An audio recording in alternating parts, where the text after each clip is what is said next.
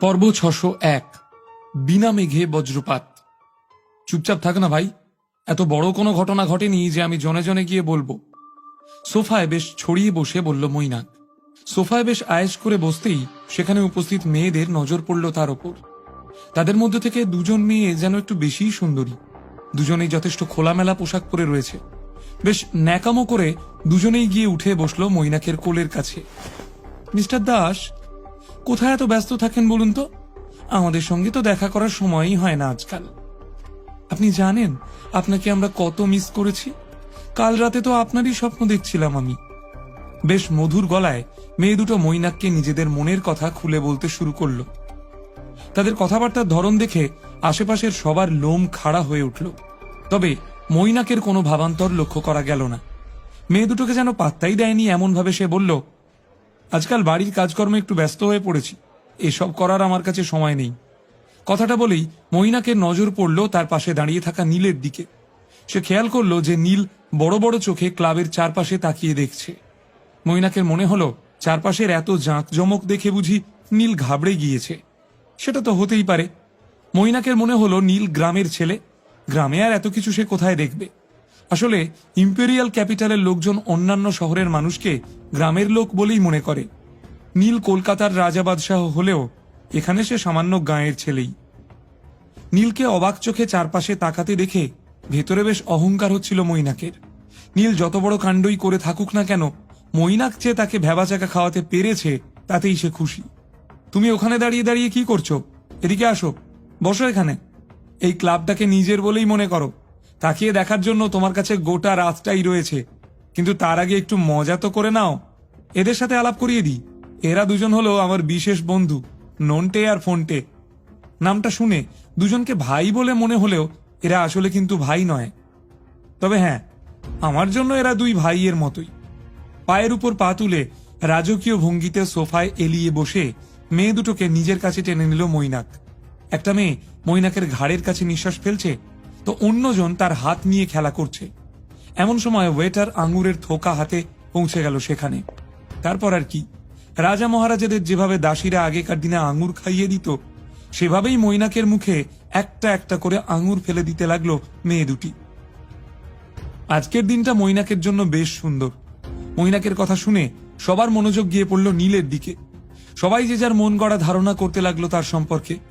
যেমন নন্টে আর ফোন্টে নীলকে দেখে বেশ অবাক হয়েছিল। তারা একদম ছোটবেলা থেকেই মৈনাককে দেখে আসছে।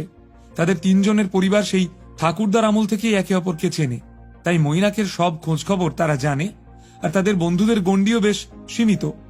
ইম্পেরিয়াল ক্যাপিটালে যে কজন লোকের সাথে তাদের চেনা জানা, তারা প্রত্যেকেই এখানকার বিখ্যাত সব পরিবারের ছেলে ছোকরা। নন্টে আর ফোন্টে মনে করলো নীল একটা বাইরের ছেলে, তাই তাকে নিজেদের দলে কিছুতেই সামিল করা যাবে না। ছেলেটা কে রে? কোনো বাড়ির ছোট ছেলে নাকি? ওকে তো আগে দেখিনি। টেবিল থেকে একটা গ্লাস তুলে নিয়ে নীলের দিকে এগিয়ে গেল নন্টে। মৃদু হেসে গ্লাসটা সে এগিয়ে দিল নীলের দিকে। এখানে আমি নতুন, তবে আস্তে আস্তে তোমরা আমাকে চিনে যাবে। গ্লাসটা নন্টের হাত থেকে নিয়ে তাতে চুমুক দিয়ে কিছুক্ষণ চুপ করে থাকার পর নীল আবার বলল, আমার মনে হচ্ছে আগামী দিনে তোমরা আমার নাম বেশ কয়েকবার শুনবে। তুমি কনফিডেন্ট? সিগারেটে একটা টান দিয়ে ফোনটে এগিয়ে গেল নীলের দিকে।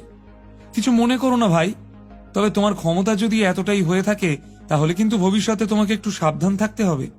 আমার কিন্তু অত ক্ষমতা নেই। ফোন্টের মুখে এমন কথা শুনে আশেপাশের সকলে হাসতে শুরু করলো, বিশেষ করে ওই মেয়ে দুটো। ওরা অবশ্য আগে থেকেই হাসছিল। প্রথমে তারা ভেবেছিল যে নীল হয়তো কোনো উচ্চপদস্থ কর্তা বা কোনো বাড়ির ছোট ছেলে, কিন্তু নীলের মুখের কথা শুনে তারা স্পষ্ট বুঝে গেল যে নীল বাইরের একটা লোক।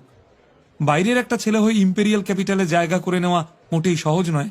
তাছাড়া মেয়ে দুটোর নজর বেশ তীক্ষ্ণ। উপর থেকে নিচ পর্যন্ত নীলকে ভালো করে দেখে নিয়েই তারা বুঝতে পেরে গিয়েছিল যে নীলের মুরদ কতখানি। এখানে টাকার কথা হচ্ছে না, কথা হচ্ছে অন্য ব্যাপারে।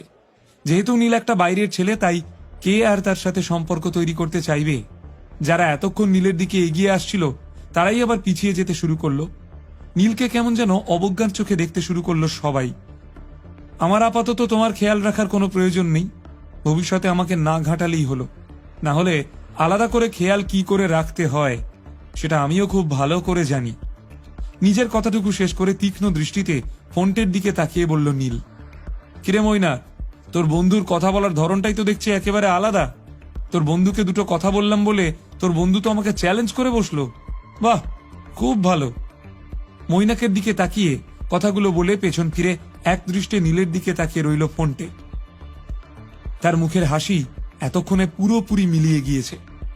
আমি তোমার প্রশংসা করিনি, বুঝেছ ইডিয়েট?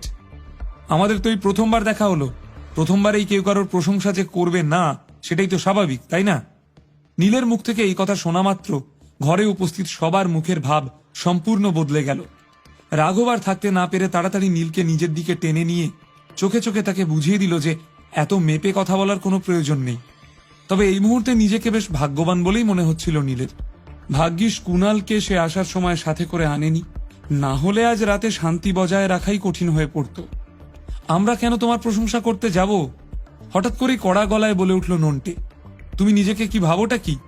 আমাদের সাথে এক জায়গায় বসে মদ খাচ্ছ বলেই নিজেকে রাজা বাদশাহ ভাবার কোনো দরকার নেই, বুঝেছ? আজ মৈনাকের সাথে না থাকলে তোমাকে এই ক্লাবে ঢুকতে পর্যন্ত দেওয়া হতো না। আমাদের সাথে এভাবে কথা বলার সাহস তোমার হলো কি করে?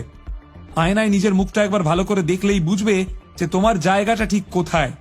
বড় হনু এলেন আর কি। আরে ভাই, বলার আগে কোথায় দাঁড়িয়ে আছো সেটা দেখে একটু ভাবনা চিন্তা করে তো কথা বলবে। মৈনাক তোমার বন্ধু, ওর সাথে যেভাবে ইচ্ছা কথা বলো, কিন্তু আমরা কেউ তো আর তোমার বন্ধু নই। তাই নিজের ভদ্রতাটা না দেখালেই ভালো, না হলে আবার হাতিকে জাঙ্গিয়ে পরানোর মতো দশা হবে। কয়েক পা এগিয়ে এসে সরাসরি নীলের মুখে সিগারেটের ধোঁয়া ছেড়ে বলল ফোনটে, নিজেকে এত বেশি গুরুত্ব দিও না। মৈনাকের সাথে না আসলে এখানে কেউ তোমাকে পাত্তাও দিত না। তাই যা হচ্ছে তাতেই খুশি থাকো, বেশি সর্দারি করতে যেও না, না হলে লোক ডেকে তোমাকে ঘাড় ধাক্কা দিয়ে বের করে দেব। নীল আর নন্টে ফোনটের কথোপকথন এতক্ষণে বেশ উত্তেজিত পরিবেশ তৈরি করেছে। সবাই নিজেদের কাজ ফেলে তাকিয়ে রয়েছে এদিকেই। কিছুক্ষণের মধ্যেই সবাই নিজেদের মধ্যে আলোচনা শুরু করে দিল। এই ছেলেটা সাহসটা দেখেছ? নন্টে ফোনটের মতো লোকের সাথে কেমন উঁচু গলায় কথা বলছে। একটু আগেই তো বলল যে এখানেও নতুন এসেছে, তার মধ্যেই এত রোয়াব। মালটা কোথা থেকে এসেছে সেটাই জানতে ইচ্ছে করছে। মনে হচ্ছে আজ রাতটা একদম জমে যাবে। একটু আগেই ছেলেটাকে আমি মৈনাকের সাথেও ঝামেলা করতে দেখেছি। কি সত্যি নাকি? তার মানে ছেলেটা একসঙ্গে তিনজনকে খেপিয়ে তুলেছে? তাহলে তো সত্যিই খুব মজা হবে। বাইরে থেকে এসে ভালোই ফেঁসে গেছে। আজ আর কোনো ছাড়াছাড়ি নেই। সবাই বেশ জোর গলাতেই আলোচনা চালিয়ে গেলেও নীল তাদের কথায় একটুও পাত্তা দিল না। তার দৃষ্টি শুধু মৈনাকের দিকে। মৈনাক নিজের সোফায় একই রকম আয়েশ করে বসে রয়েছে, নড়াচড়ার কোনো লক্ষণ তার নেই। তোমার গায়ে জোর থাকলে মৈনাককে নিয়ে চিন্তা করার কোনো দরকার নেই। এমনিতেও ওকে আমি খুব ভালো করে চিনি না, তাই আমিও দেখতে চাই যে তোমরা আমাকে এখান থেকে ঘাড় ধাক্কা দিয়ে বের করো কি করে। এদের সঙ্গে আর ভদ্রভাবে কথা বলার কোনো প্রয়োজন নেই নীলের। নীলের রাগ যেমনই হোক না কেন, প্রতিটা জিনিসেরই একটা সীমা থাকে। আর এইবার জল তার মাথার উপরে উঠতে শুরু করেছে। ইম্পেরিয়াল ক্যাপিটালের মাটিতে জন্ম বলে বাইরের লোককে অপমান করার কোনো অধিকার তো এদের নেই। বাইরের লোক কিভাবে থাকবে না থাকবে সে সিদ্ধান্ত নেওয়ার ক্ষমতা এদের হাতে কে তুলে দিল? নন্টে আর ফোনটেকে কোনো রকম পাত্তা না দিয়ে একটা খালি জায়গা দেখে সেখানে গিয়ে বসে পড়ল নীল। এই আমি এখানে বসলাম, যার যা কিছু করার করতে পারো। আমিও একটু দেখি তোমরা আমাকে এখান থেকে বের করতে পারো কিনা। ওয়েটারকে ইশারা করে নিজের গ্লাসটা আবার ভরার জন্য নির্দেশ দিল নীল। তাকে দেখে প্রচন্ড শান্ত বলে মনে হচ্ছিল, যেন কলকাতার কোনো একটা বারে বসে রয়েছে সে। নীলের এমন উদ্ধত ভঙ্গি দেখে অবাক হয়ে গেল সবাই। নন্টে ফোনটে মৈনাক সবার মুখ কেমন যেন কালো হয়ে উঠল। ছেলেটার মাথায় গন্ডগোল আছে মনে হচ্ছে, কোনো পাগলাগারুর থেকে পালিয়ে এসেছে মনে হয়। আর না হলে 1 নম্বরের জালিয়াত, বলে উঠল বাদল সিনহা। এতক্ষণ ধরে সম্পূর্ণ কথোপকথনটাই চুপ করে শুনছিল সে। আপনার কি মতামত মিস্টার সিনহা? কি করা উচিত? বাদল সিনহার দিকে তাকিয়ে বলে উঠল নন্টে। সে আশা করেছিল বাদল তাকে কোনো উপযুক্ত জবাব দেবে, কিন্তু সেরকম কিছুই ঘটল না। কয়েক সেকেন্ড চুপ করে নীলের দিকে তাকিয়ে থাকার পর ঘর থেকে বেরিয়ে গেল লোকটা, যেন নীলের আসল পরিচয়টা পেয়ে গিয়েছে সে।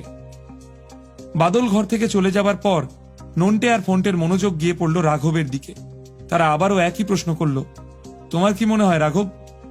রাঘব এর আগেও ইম্পেরিয়াল ক্যাপিটালে এসেছে। তার আগেও নন্টে ফোনটের সাথে 2 বার দেখা হয়েছে তার।